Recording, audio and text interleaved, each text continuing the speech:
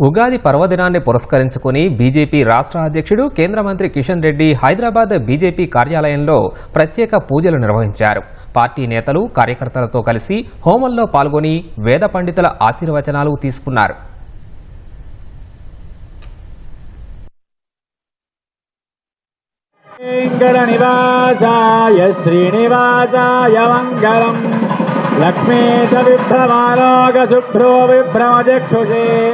चक्षुषे सर्वलोकानां वेङ्कटेशाय मङ्गलम् श्रीवेङ्कटाद्रिशृङ्गाङ्गमङ्गलाभरणाञ्जये मङ्गलानां निवासाय श्रीनिवासाय मङ्गलम्. ఉగాది పండుగ ఈరోజు జరుగుతుంది. విశ్వ వస్తు నామ సంవత్సరం ఈ రోజు నుంచి ప్రారంభం కానున్నది. నూతన సంవత్సరానికి సంబంధించినటువంటి పంచాంగ పఠనం కూడా మనం విన్నాము. మన హిందువుల పండుగల్లో ఒక సందేశం ఉంటుంది. ప్రతి పండుగలో కూడా సైన్స్ ఉంటుంది.